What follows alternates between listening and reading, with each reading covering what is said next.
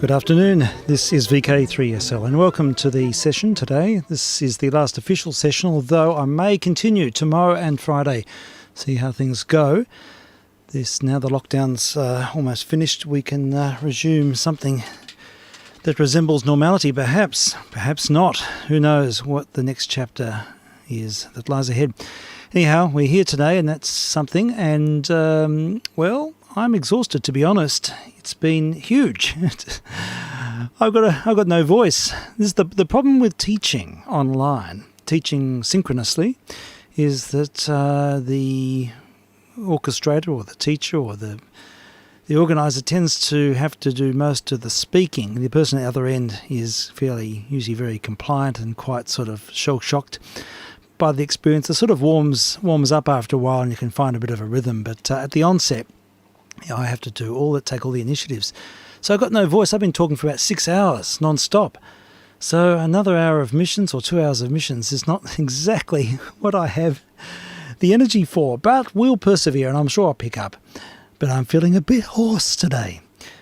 So that's the way of things. And of course these are test missions. They are a COVID thing and it's sort of filling a gap, following on from the end of the world radio service, and that's good that there's activity at the top end of 160 metres, I have to say. And also we are streaming online under a YouTube service under my call sign, and also UHF for 38.725 for those who want to listen in that format. So there we go.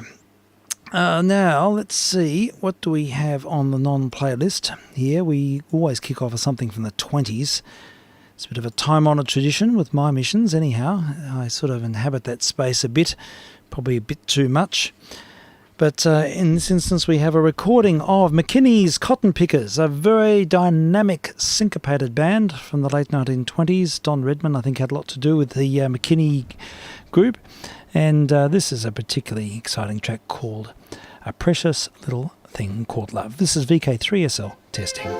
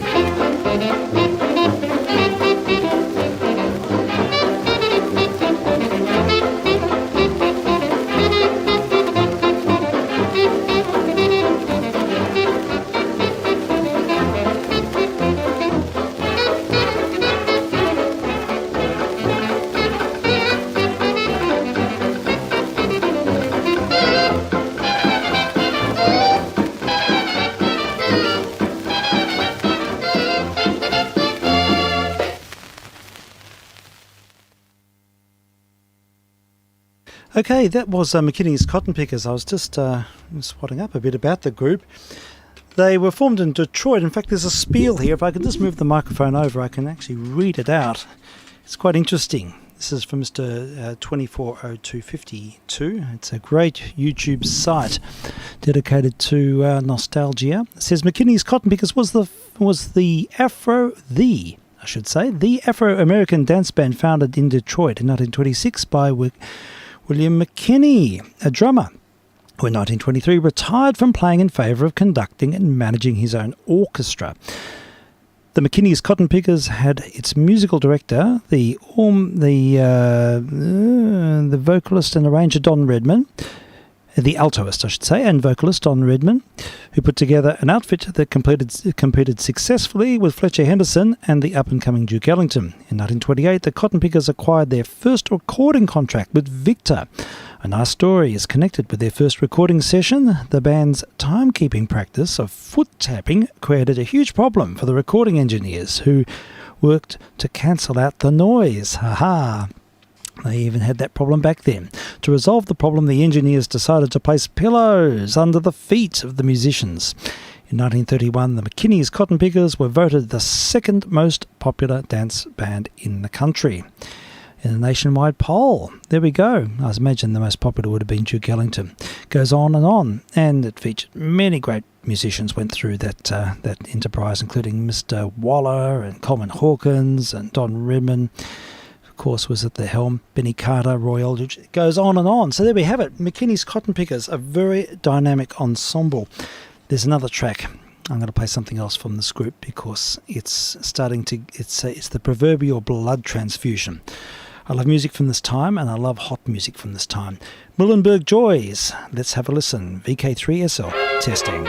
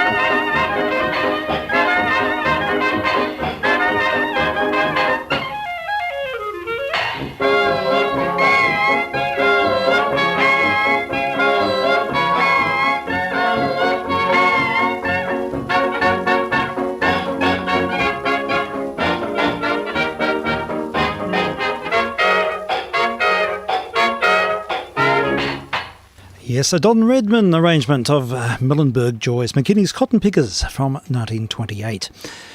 One of the great bands from that period. Syncopated, dynamic, forward-thinking, and just wore their hearts on their sleeves. They went for it. It is raw energy at its best. Those musicians are not caring about finesse. It's just drive and power and visceral dynamics. That is superb. Muhlenberg Joyce. Well, there's more, folks. I'm going to play another one because every ounce of this is an antidote. Beetle 'em Bum is the name of this next track. Same year, same band. vk3sl, testing.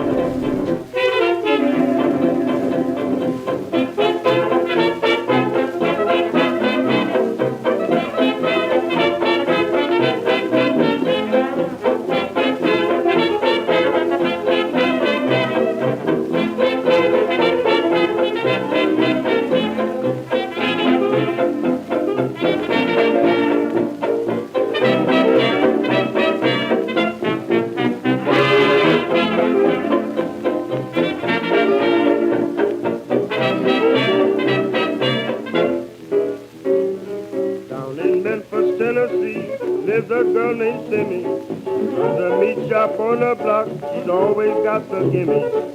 Serves a meal with a tadpole heel, can't resist for trying. Every time you pass her door, gimme, simmy crying. Oh, my beetle bum, come see me if you ain't had none. She make a dumb man speak, lame man run. Sure miss something if you ain't had none. Oh, beetle bum, oh, beetle bum. I got the best beetle bum down in Tennessee.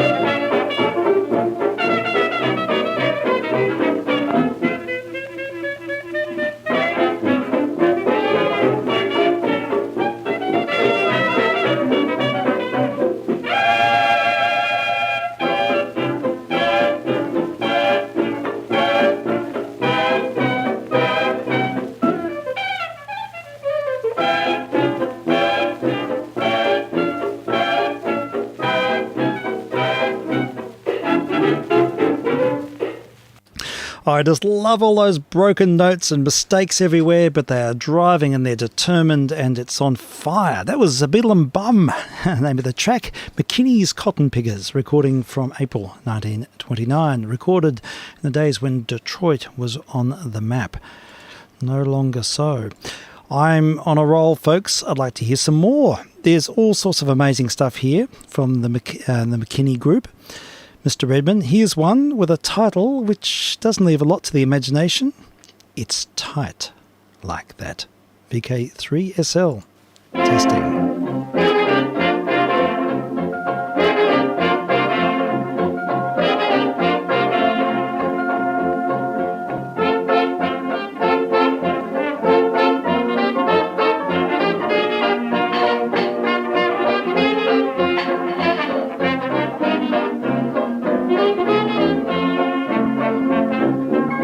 Yeah, folks, I'm gonna sing a little song. Don't get mad, but don't mean no wrong. You know it's tight like that. Oh, it's tight like that. Hear me talk to you. I mean it's tight like that.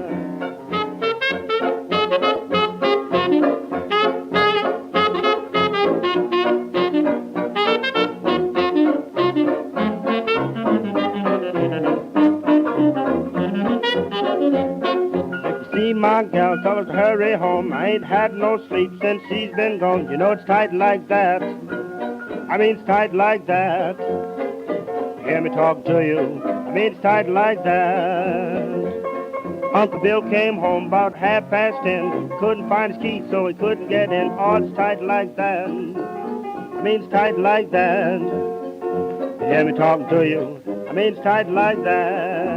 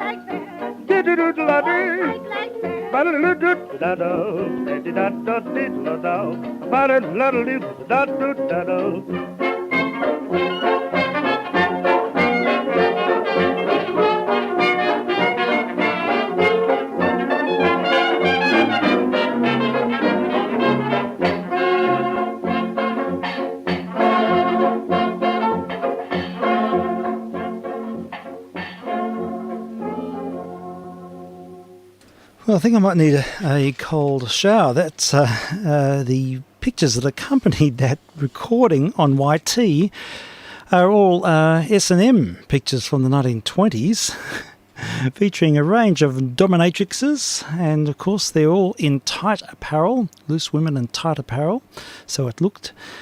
As is often the case with Mr. Atticus Jazz. If you look up Atticus Jazz, you'll see a range of pretty postcards accompanying his jazz selections. That one takes the cake. Well, we'll continue. Let's have a few more. This is vk3sl. We're testing, of course, nothing else to it. It's just a random, I don't know, some sort of bizarre, what shall I say? It's some inward-looking, narcissistic presentation. It's a way to ameliorate the tension, I suppose, at this time, because it's all madness happening here. But look, what else? Oh, here we go. This is one called Shag Nasty. Gosh, these are quite provocative titles. McKinney's Cotton Pickers, put it there, it says. Well, again, it doesn't leave much for the imagination. Let's see what Mr. Redman is talking about this time.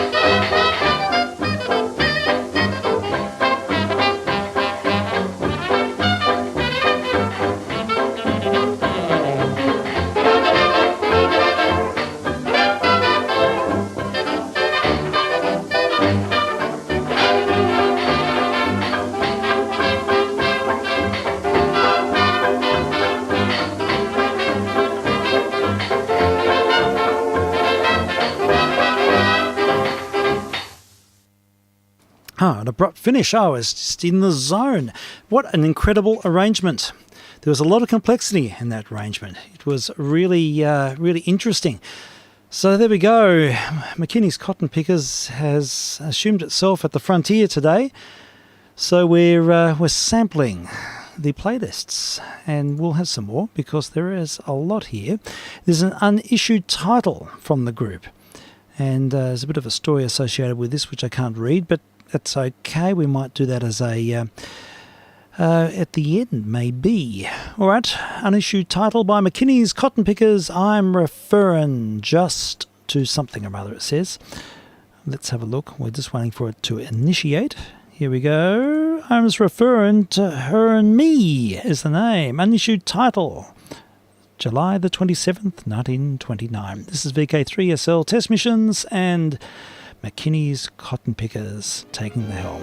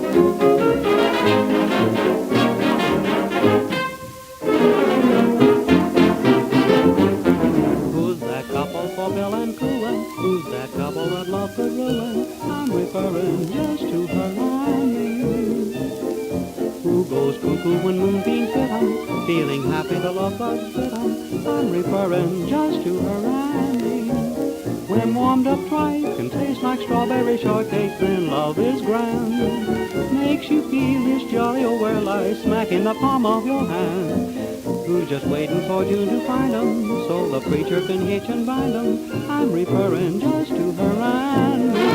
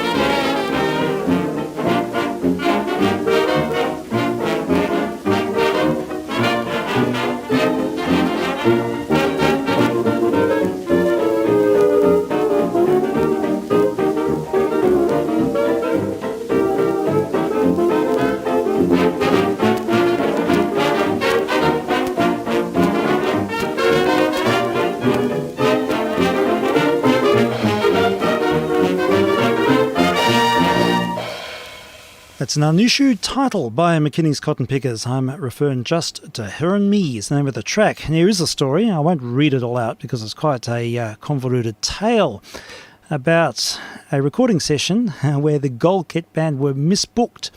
The Gold Kit Band and McKinney's Cotton Pickers were both under the same auspice. I think they were owned by the same group, and there was some mix-up with the booking, and McKinney's happened to be there and made that track during someone else's session.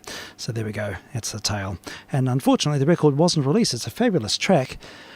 Well, I think I'll play one from Mr. Prozert now. He's done some superlative work in resurrecting some of McKinney's work, so let's hear one of his amazing transfers from that year, 1929. The track is Will You, Won't You Be My Babe? McKinney's Cotton Pickers, care of Prozert.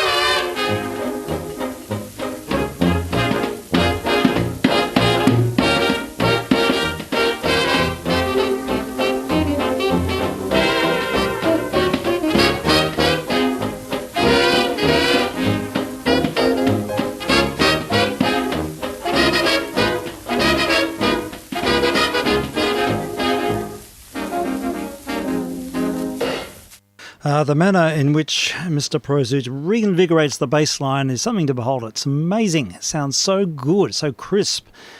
He is a magician with his transfers.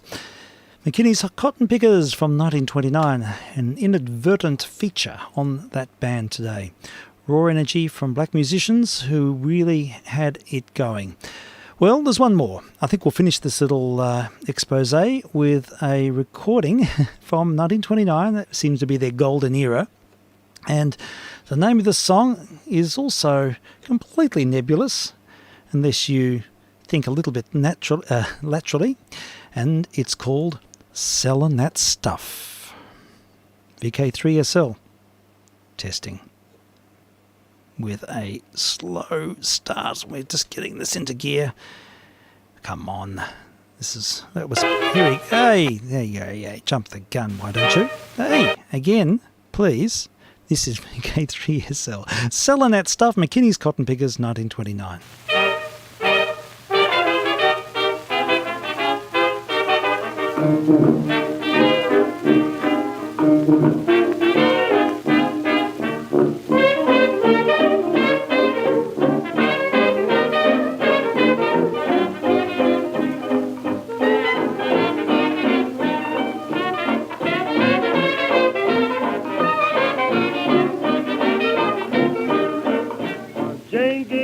And she had a crowd, sold more whiskey than the law allowed. Oh, she's selling that stuff. Hold on, Jane, she's selling that stuff. Just the thing, she can break the record when it comes to selling that stuff.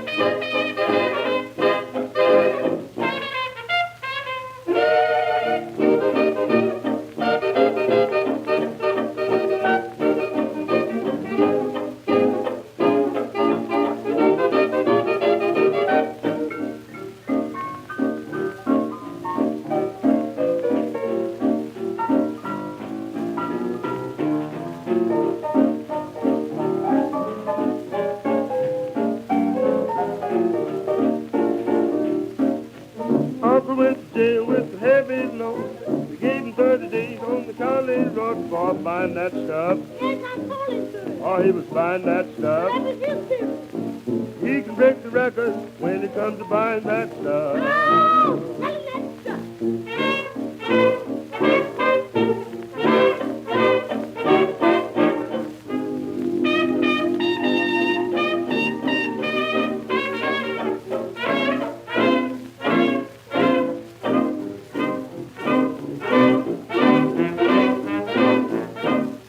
I have absolutely no idea what he's talking about. That was McKinney's Cotton Pickers from 1929. I'm vk3sl. Test missions on 160 and UHF.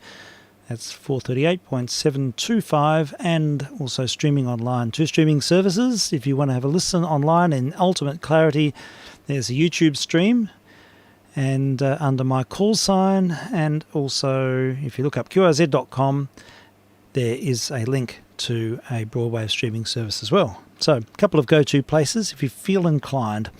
Well, I did say that was going to be the last, but there's another one that's popped up on the screen, which I haven't heard, and I do want to check in on this one as well. It's called Hullabaloo. I presume it's from the same year. It's another one from Mr. Atticus Jazz. I wonder if he'll have any pretty pictures this time. Maybe, maybe not.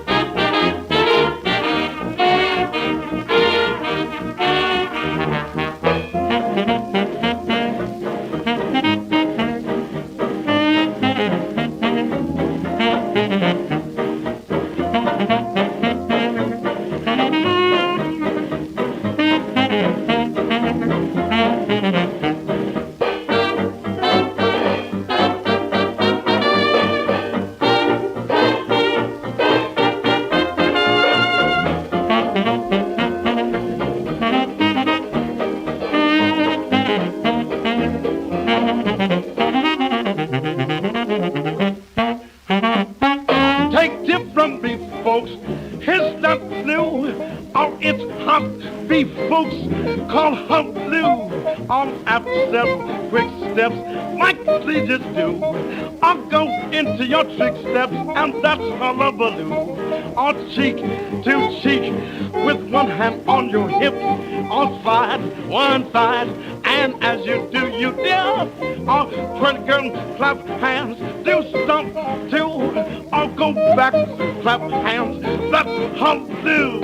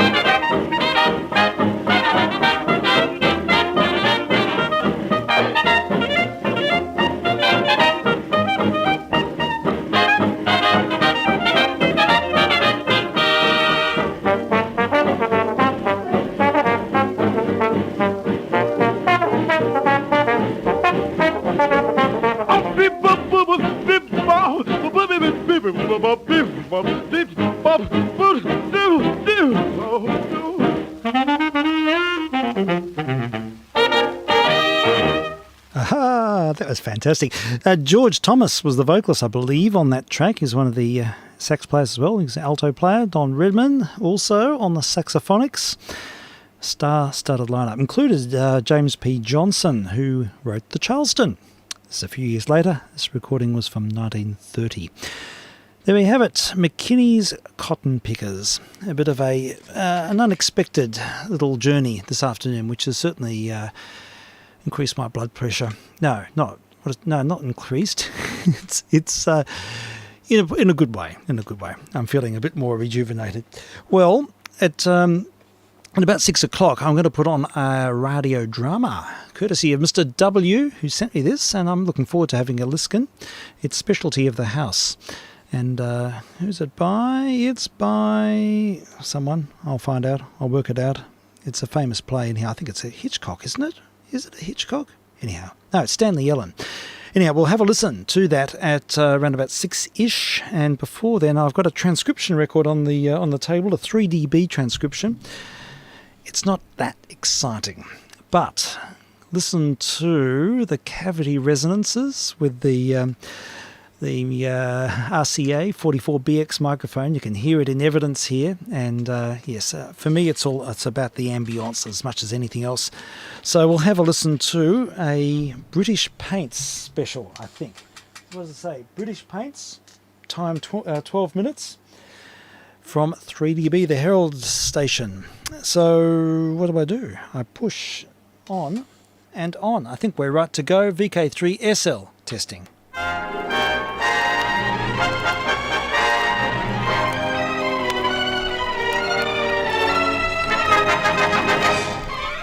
The worldwide organisation of British Paints has pleasure in presenting their feature programme, Paint It Yourself.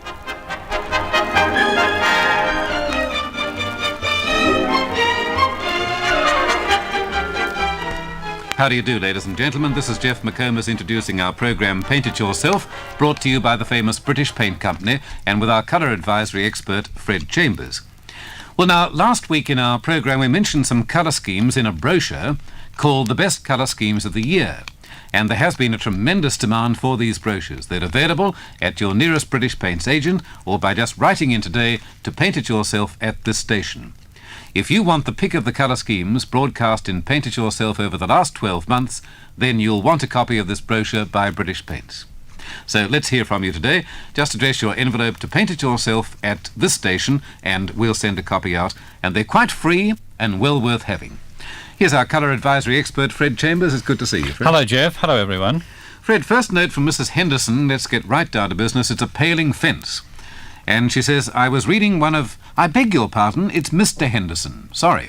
I was reading one of your home decorator magazines, and it said that a good preservative to paint into paling fences was a mixture of linseed oil and creosote. But the article said that this type of finish did not greatly improve the look of the fence. I was wondering whether you make a paint for paling fences.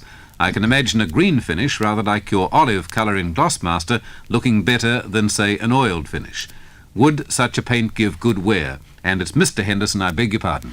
Well, Mr. Henderson, we notice sometimes in the paper suggestions about painting paling fences, starting off with sump oil and then getting round to this mixture of linseed oil and creosote, as you've written in to us. Personally, I think it's wise to keep away from the sump oil, mainly because this material takes a long time to dry, and when it does, it sort of leaves a skin which you can more or less scrape off afterwards, and particularly if you put any pigment with it, you'll find that this will come off on your hands and clothing. I suggest to you that you use a recognised brand of weatherboard oil. Now, British Paints make one of these, and this is made for the job of painting paling fences or hardwood fences or anything of this nature. Weatherboard oil is the right thing to use. Does it come in different colours? No, mainly in a clear finish. If you wanted to colour it, of course, you could put a certain amount of colourant with the weatherboard oil, or you could stain the fence first in a colour. That's if it's, say, hardwood. I'm not thinking of just an ordinary grey paling fence along the side of the house. I'm thinking of something that has some natural colour, you know. But there are 2 or 3 other things you can do. You can put creosote on this area, which is a creosote oil, really, and this is in a number of different shades. And also, there's another method of painting it with a material such as Four Seasons. And in this case, of course, you'd have to prime the fence first, and this is doing a pretty good job then. And then, as you've got here, you like the colour, say, of olive, well, you could have this in, say, the Four Seasons. Yes. Well, somewhere in that he should get the right answer. Well, you can have it clear in the weatherboard oil, I'd suggest, or you can have it painted in the Four Seasons if you desire. Yes. I think because he says he'd like it green, that's the sort of thing you'd like. Well, that's the Four Seasons. You'd prime the wood first, and then 2 coats of Four Seasons. You'd have a fence that'll last for a long time. Yes, and a good preservative too for keeping it. Fred, here's a note from Mrs. Rigby concerning a bathroom. It seems people have been reading magazines lately. I saw an advertisement for a lilac bath recently. Have you ever seen one? What did it look like, and what would be a good colour scheme to go with it? Well, Mrs. Rigby, there is a lilac bath, and from memory, I think this is called the Ambassador. I wouldn't be too sure about this, but I think this is the name. Now, the best colour scheme to fit in with the lilac bath and basin is one dealing with Temple Gold. This is a yellow tone with lilac tint. Now, Temple Gold is really a breakdown of the Burmese gold with white, and it's known as Temple Gold. I've got the colour here. It's a lovely golden colour, and this would be for the wall areas.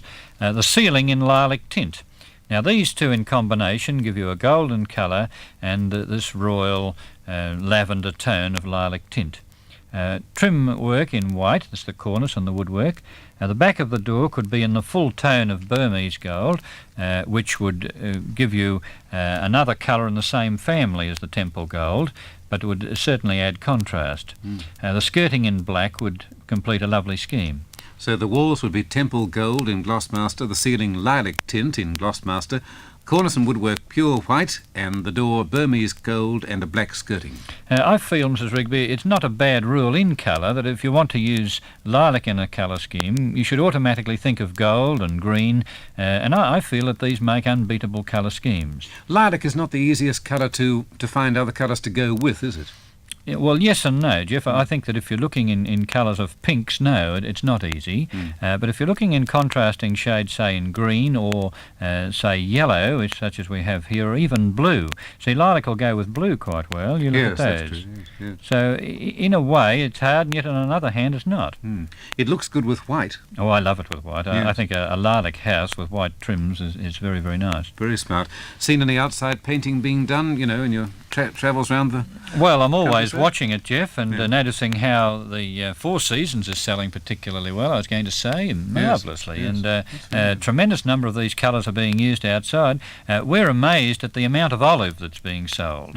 And driftwood too. These two colours in particular are used a great deal outside. I don't know whether I'm imagining things or just that I've been looking at your Four Seasons colour card a lot more recently, but I get the impression that people are painting their houses in slightly deeper than pastel colours. Now, 10 years ago, you saw a lot of pastel colours. You don't see quite so many now. Yes, well, going back a little before the 10 years, I think it was nearly all cream, wasn't it? That's and right. and off-white.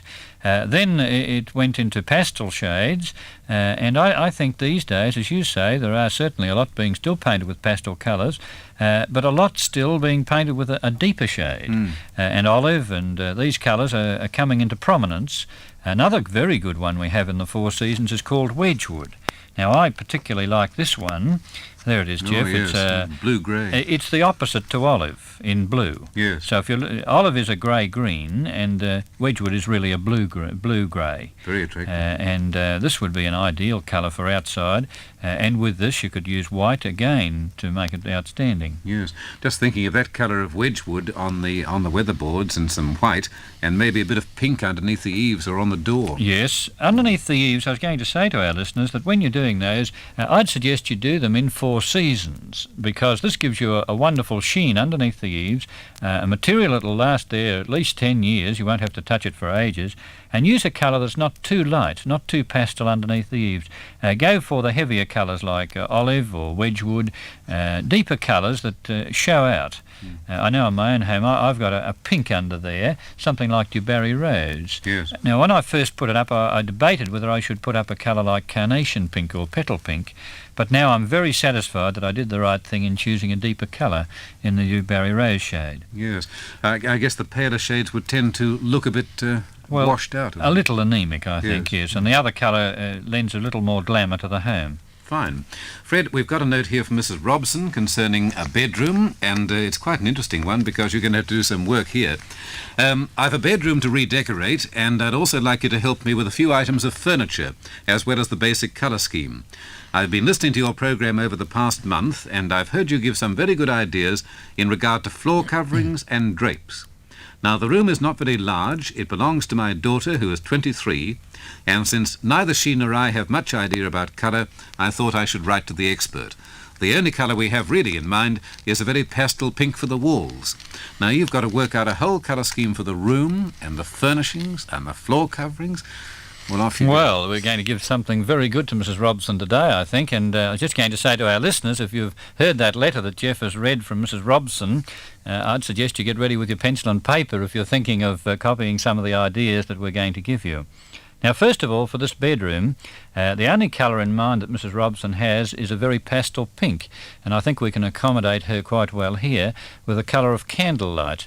Now, oftentimes we refer to this shade as whisper pink. It's so light, and this is the colour in our new plastic that I'd suggest for the wall areas. Now, the ceiling in surf green, this colour is a blue-green, a very light pastel, and you'll find it'll combine particularly well with the candlelight because these are about the same strength as far as colours are concerned, one of course being in pink and the other in the green range. The cornice in pure white, and I'd make the room as expansive as you can, and to do this I'd achieve this effect by having the woodwork in the candlelight finish but in the satin tone itself. That's the satin finish. Now, you've just used two colours so far, candlelight new plastic on the walls and surf green new plastic on the ceiling. Well, this is a very pale colour scheme, Jeff, as we've said, and it's just right, I think, this room now is just right for a colour plan. And I feel what this room now needs is a touch of accent in colour, something deeper, and I think you can best achieve this in the furnishings. So I'll make a list for you, Mrs. Robson, and here they are. First of all, the drapes. I'd have the centre curtains in white terraline, and take these right across the window from one side to the other, right across. That's white terraline curtains. Yes, but over the white curtains, I'd like to see a royal blue draw curtain in perhaps a rich velvet. How do you like that? I like the sound of it against the candlelight walls. My word, that'd look good, wouldn't it? That royal blue against that surf green and candlelight, I think that'd look something. Yes. Now, another point of interest would be the reading lamp. Now, you know, on the bedside table, we often have a reading lamp there. Well, I'd have a white-based reading lamp with the shade in a matching colour of blue to match the velvet drapes. But this time, the material would be in Thai silk. Yes, you wouldn't have velvet on a reading lamp. No, but you'd try and achieve the same effect, or and the same colour. Same colour. The floor covering, well, there's nothing as warm looking for a bedroom than wall-to-wall carpet, and since this is a small room, I would imagine the crust wouldn't be very great. Now, the colour here could be a dusty pink in a floral or plain. It wouldn't really matter. Now, the other points of the room, we've got bookshelves. Now, if you have bookshelves, I'd paint them in the same colour as the wall, in the candlelight satin tone. Don't bring those out especially. And the bedspread, this is the last piece here, the deep charcoal grey. This is what I'd have on the bedspread, and perhaps here in a plain silk finish.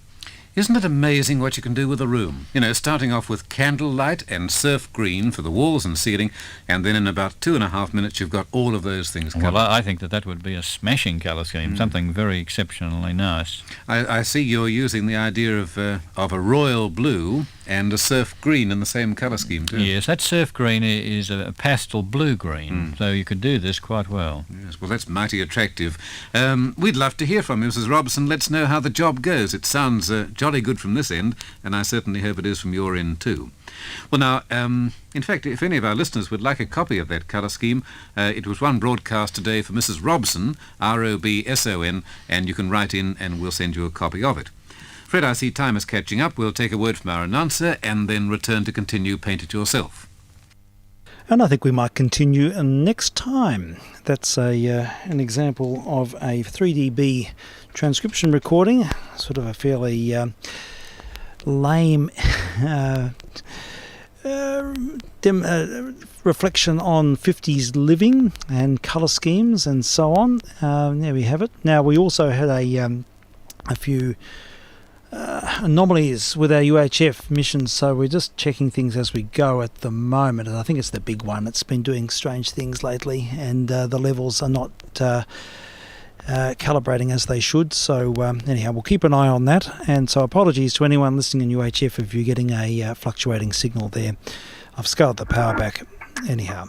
So that's the way. Now I'm going to switch that one off, and we'll be ready for our radio play, care of Mr. W.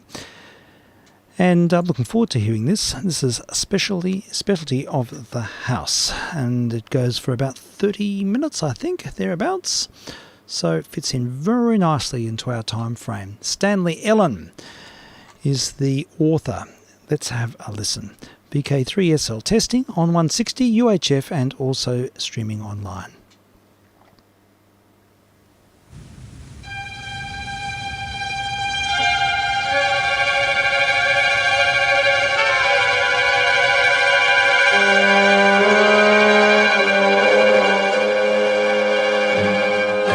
The Price of Fear. Brought to you by Vincent Price.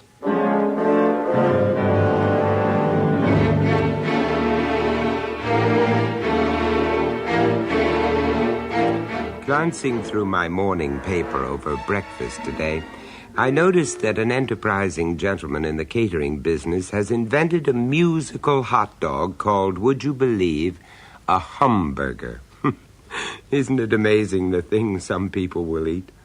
Food, by the way, is something of a hobby of mine, and I never cease to wonder at the incredible results that can be achieved by a good chef with a few basic ingredients. A little meat, a few vegetables, a glass of wine, a sprig of parsley, and voila. You know, there are few more interesting experiences than being allowed into the kitchen of a really first-class restaurant, to watch a master chef at work.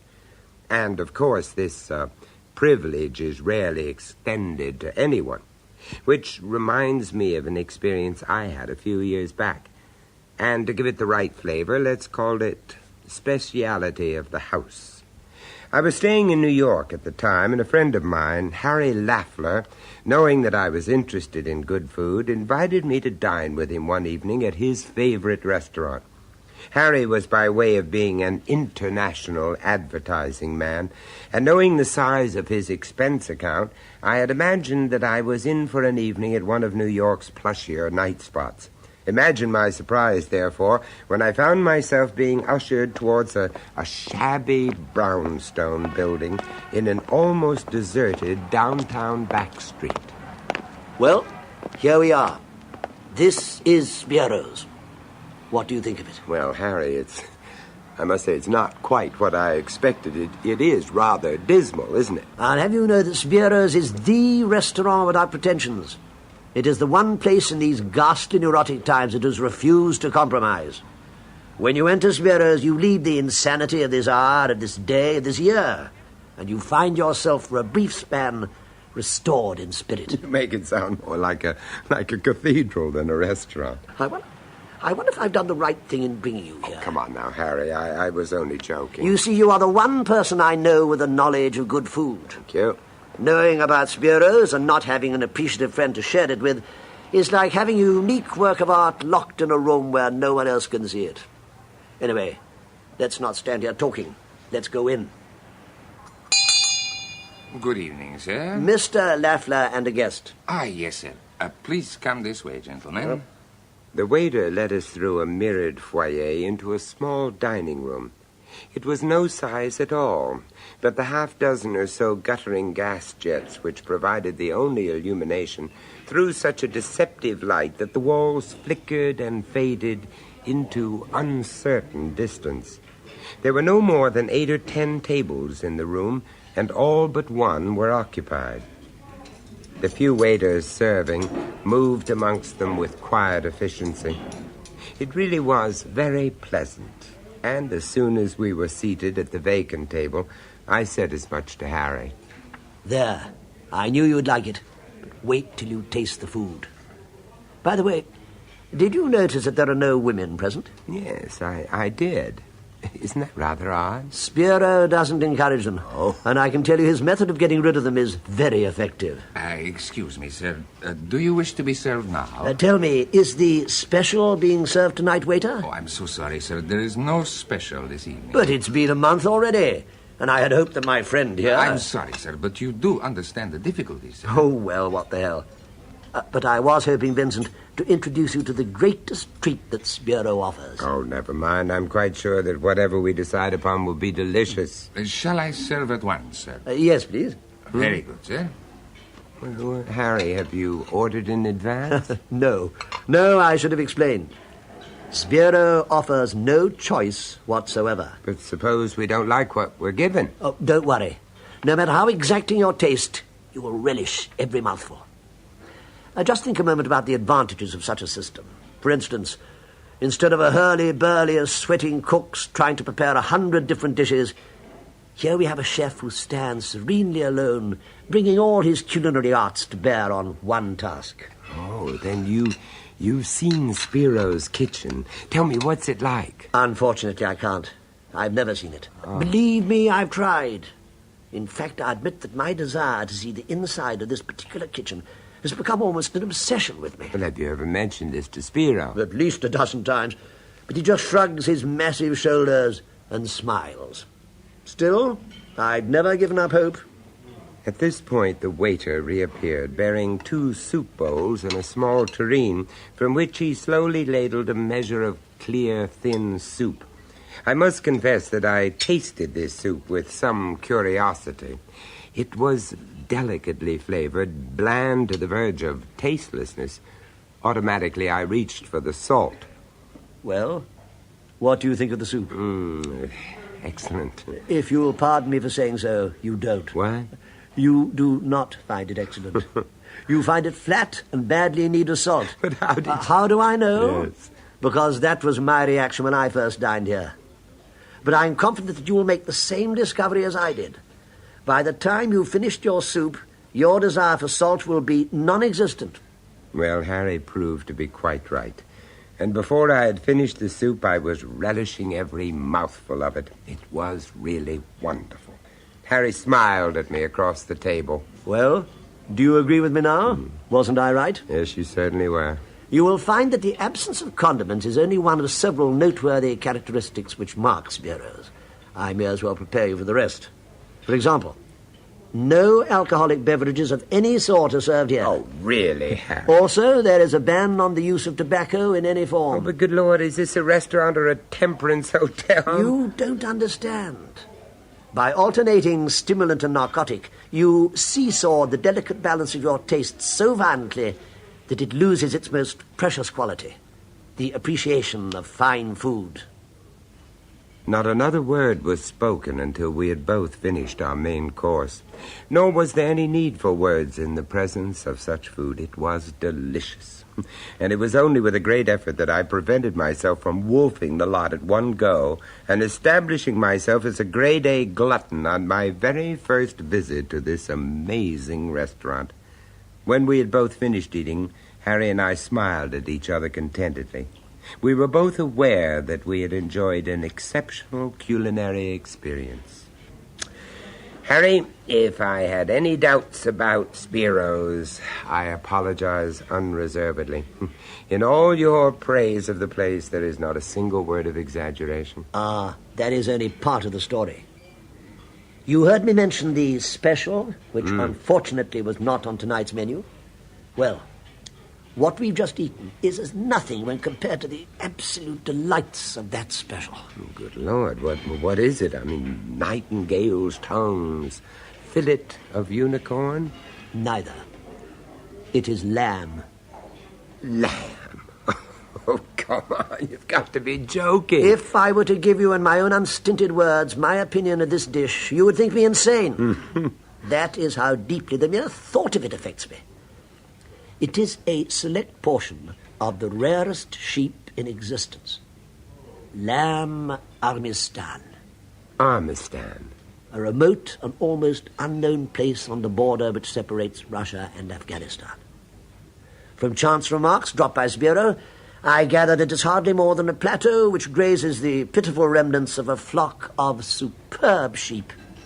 Spiro, by some means or other, has obtained exclusive rights to this flock, and is therefore the only restaurateur in the world ever to have lamb Armistan on his menu. I can tell you, the appearance of this dish is a very rare occurrence indeed, and nobody ever knows the exact date on which it will be served. But surely Spiro could provide some advance knowledge of this event. The only objection to that is simply stated.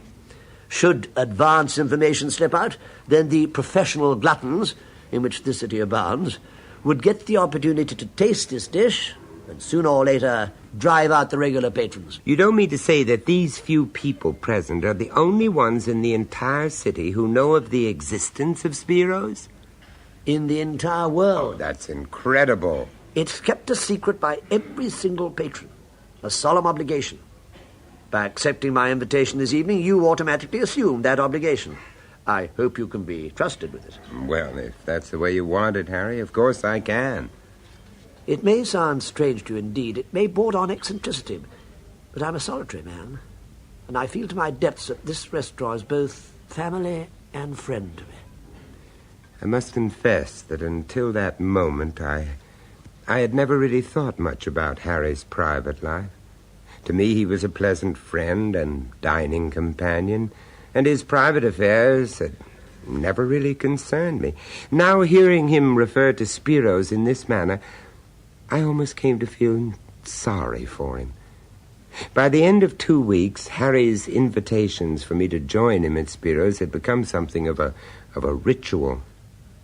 Now, I am by nature one of those people with a lean and hungry look, but I began to notice that I was rapidly putting on weight. I was, to tell the truth, becoming plump. I began to wonder whether Harry, by no means a lightweight, had also been lean before he started to dine at Spiro's. Thinking the whole thing over, I decided that I would not refuse to eat at the restaurant until I had both tasted the lamb Armistan and also been introduced to the amazing Mr. Spiro. And then one night, a few weeks later, I achieved both these ambitions, and both, I may say, exceeded my expectations. Good evening, gentlemen. Good evening. Tonight is the special, sir. What? Well, this is it. The culinary triumph of all times. And faced bad, you are embarrassed by the very emotion it distills. Yes, I must confess that my heart is certainly beating faster than usual. Tell me, Harry, the other diners, do they feel the same way? Well, of course they do. This Look around is you a and test judge for yourself. transmission from vk3sl. Anyway, there's comfort in numbers. It's nice to know that we all have the same basic animal feelings and can anticipate, or should I say, slobber over our meat. Oh, look. One of our number appears to be in for disappointment. Over there, at the end table, the empty seat. Oh, yes, the stout, bald man. He's not here tonight. I do believe it's the first dinner he's missed here in weeks. Rain or shine, crisis or calamity, I don't think he's missed an evening at Spiro's in 10 years. Imagine his disappointment when he finds that he's missed the speciality of the house. Mr. Lafleur and friend, I am so pleased, so very, very pleased. Ah, Mrs. Spiro. Tonight, gentlemen, the lamb armistan will be an unqualified success. I myself have been stewing in the miserable kitchen all day, prodding the foolish chef to do everything just so. The just so is the important part, eh? But I see your friend does not know me. An introduction, perhaps. The words ran in a smooth, fluid eddy. They rippled, they purred, and I found myself hypnotized and could do no more than stare as Harry performed the introductions. Spiro's mouth, the mouth that uncoiled this sinuous monologue, was alarmingly wide, with thin, mobile lips that curled and twisted with every syllable. He had a wide nose and wide-set eyes. It was an amazing face, and somehow I had the feeling that I had seen it before. It was somehow familiar. I am so very pleased to meet you, Mr. Price. So very, very pleased. Oh, thank you. How do you do, Mr. Spiro? You like my little establishment, eh? Oh, yes. You have a great treat in store for you today, I assure you. My friend is by way of being a great admirer of yours, Spiro. It's true. Very great compliment. You compliment me with your presence, and I return the compliment with my food, eh? But I assure you, the lamb armistan is far superior to anything of your past experience. All the trouble obtaining it, all the difficulty of preparation is truly merited. You know, I've wondered why, with all these difficulties you mention, why you even bothered to present lamb armistan. Surely your other dishes are excellent enough to uphold your reputation. Perhaps it is a matter of psychology. Someone discovers a wonder and must share it with the others, eh? Or perhaps it is just a matter of good business. Well, then, in the light of all this, and considering all the conventions you impose on your customers, why don't you turn it into a private club? So perspicacious. I will tell you. Because there is more privacy in a public eating place than in the most exclusive club in existence. Here, no one inquires into your affairs. No one desires to know the intimacies of your life. We are not curious about our guests. We welcome you when you are here. We have no regrets when you go. That is the answer, eh? Yes, I'm sorry. I had no intention of prying. No, you are not prying.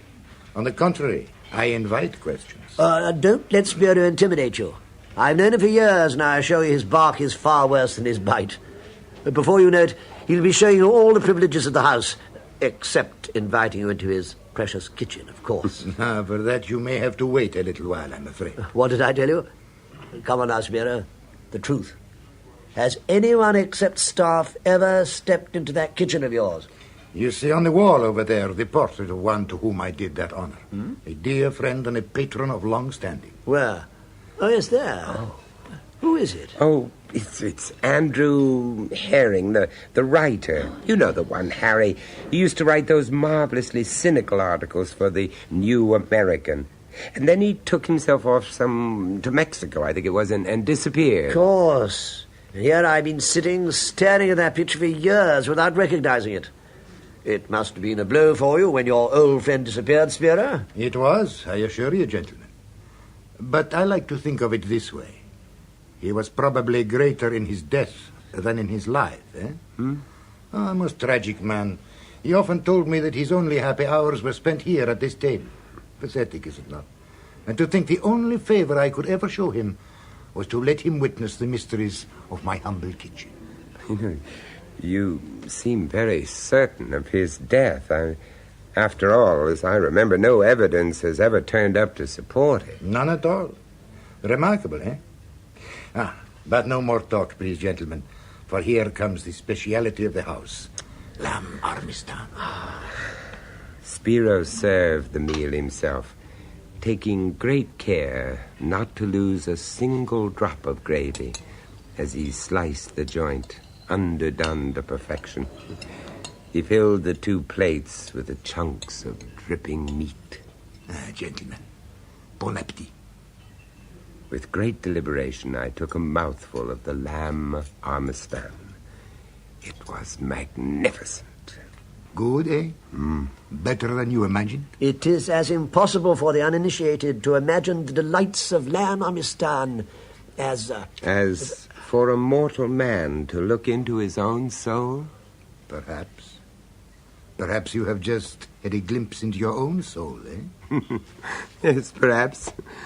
And a gratifying picture it made, too. All fang and claw.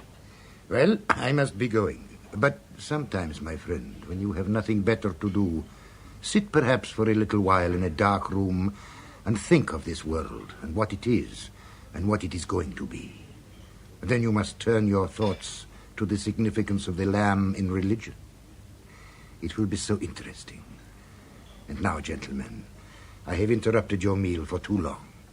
Au revoir, gentlemen. Au revoir. Au revoir. He's an interesting man, Spiro, a very interesting man. You know, Harry, he reminds me of someone. I just can't think who.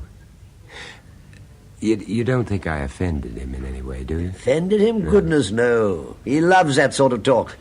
Lamb armistan is a ritual with him. Get him started, and he'll just go on forever.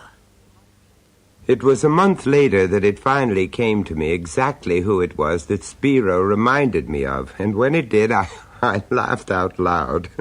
Of course, Spiro reminded me of the Cheshire Cat in Alice in Wonderland. You remember, the cat only grinned when it saw Alice. It looked very good-natured, she thought. Still, it had very long claws and a great many teeth, so she felt that it ought to be treated with respect. I mentioned this to Harry that night as we were walking along that dismal street that led to Spiro's. You may be right, but I'm not a fit judge. Anyway, it's a long time since I read Alice in Wonderland. A very long time. Help! What? Help! Look there. Outside Spiro's. Isn't that one of the waiters? Yes. Looks as though he's in trouble. He's being attacked. Come on. Yes. Help! Goddamn pickpocket! Push me, would you? You're looking for a goddamn fight, huh? Well, you got one, mister. Let me go! Let me go! Not yet, you lousy little creep. Well, what's going on here? Help me, sir. This man, he's drunk. He tried to stab me. Oh, drunk, am I? Oh, well, we'll... Hey, you dirty... Hey, grab him, Harry. Quick. Look out for that knife. Let go of him. Do you hear? Let go. Hey, what the hell's happening here? I'll cut your goddamn throat, mister. No, you don't.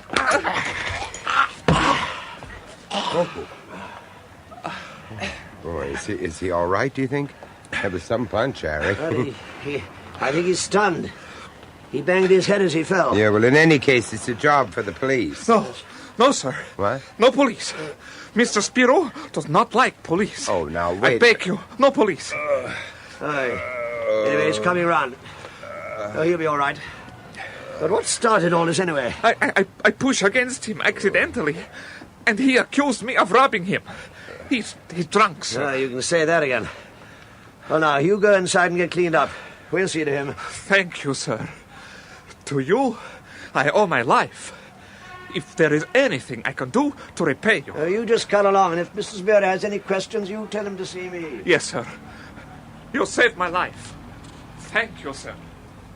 And with that, the waiter disappeared into the restaurant.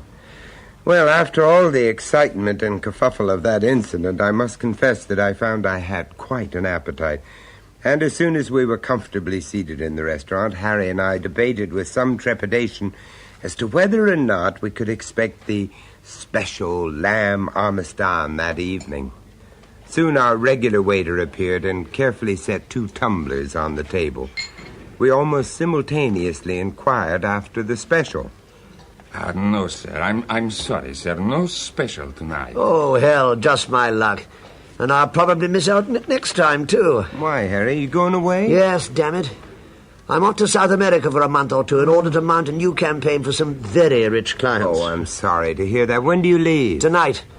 I managed to wangle some reservations. This was intended to be in the nature of a farewell celebration. Oh, and no special. What a shame. Just my luck. Well, I'm going to miss you, Harry. I have enjoyed our evenings together, and these little dinners of ours they've come to mean a great deal to me.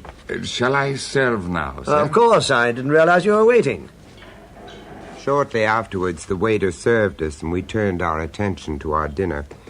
Harry finished his quickly and continued to bemoan his fate and to regret loudly the thought of missing lamb armistan during his trip. Then, just as I finished my meal, a waiter leaned over to take Harry's plate. It wasn't our usual waiter, but the man who we had rescued from the drunken sailor. I asked him how he was feeling, but to my surprise, he completely ignored me, and with the air of a man under great strain, he whispered to Harry, My life. I owe it to you. I can't repay you. Well, you have repaid me with your thanks. Please, let's hear no more about it. But I will help you, sir, even if you don't want me to. Do not go into the kitchen tonight. Huh? My life for yours, sir. Tonight or any night. Do not go into Spiro's kitchen. Why shouldn't I go into the kitchen? Don't be absurd. What's going on here? Is everything all right, gentlemen? Good evening, Spiro. This man is a little unnerved, I think. Yes. An unfortunate experience. He's saying something about my not visiting your kitchen. What's it all about? Do you know what he means? But of course. He was giving you good advice. It so happens that my too emotional chef heard some rumor that I might have a guest in the kitchen tonight. He flew into a fearful rage and even threatened to give his notice on the spot. However, have no fear.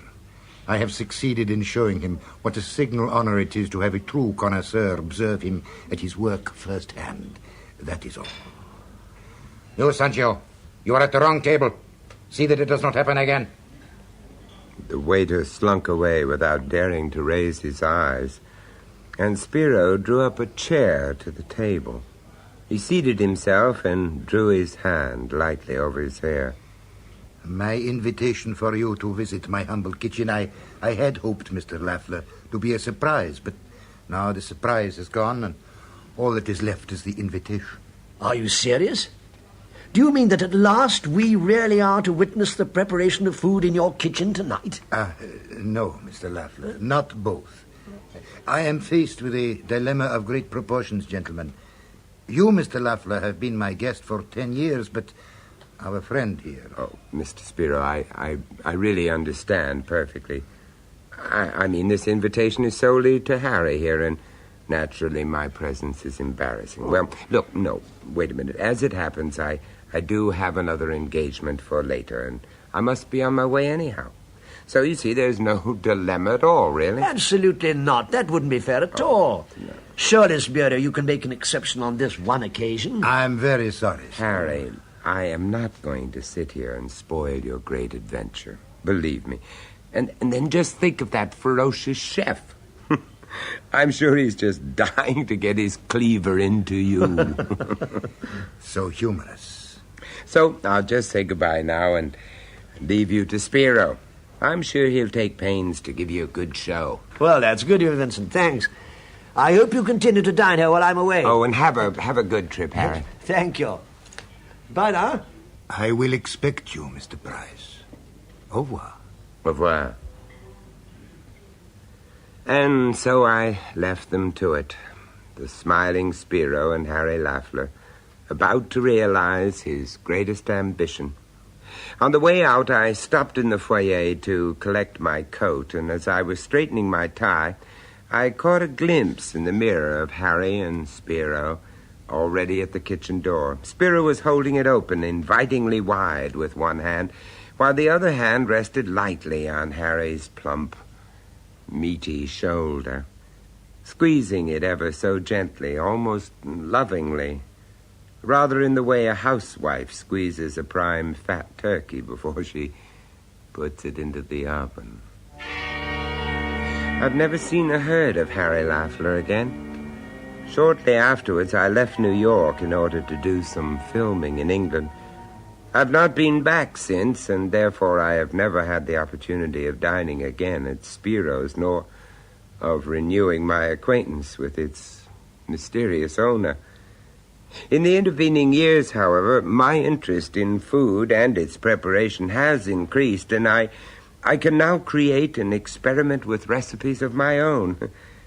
But I must confess that even in my wildest flights of culinary fancy, I have never yet dared to attempt lamb amistad.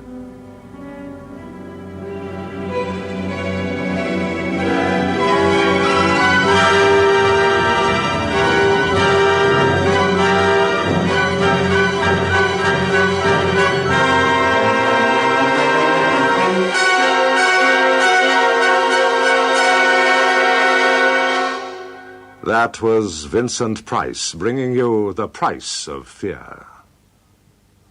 Co-starring in The Speciality of the House was Hugh Burden, with Francis de Wolfe, Vernon Joyner, and William Slay. The Speciality of the House was first recounted by Stanley Ellin, dramatized by Barry Campbell, and produced by John Diaz. Ah, those English voices with the roll and the eloquent delivery. There we have it. That was Specialty of the House. And thank you, Mr. W. Now, something quite crazy happened. While I was listening to that, I was requisitioned. I was taken inside for domestic duties, which involved preparing the meat for the dinner. There we go. So as I was carving the meat, I was listening to these very vivid descriptions. Enticing stuff. We'll have to put more of those on the playlist. Radio plays here on vk3sl test missions and on 160 and also UHF. And thanks for SIG reports too. All gratefully received. Anyhow, it looks like systems are standing up at this point. Now, what we'll do is we'll find something totally different to offset our program material to provide variance. And a random record off the shelf, off the Continental shelf, is one of the Connoisseur series from World Records. It's called Night Without Moon. 16 great, wait for it, bouzouki instrumentals. Ha! Yes, we're going to hear the bouzouki in all its glory. And these tracks are quintessentially something, I don't know, but they are engaging, I think, I hope. This is VK3SL testing.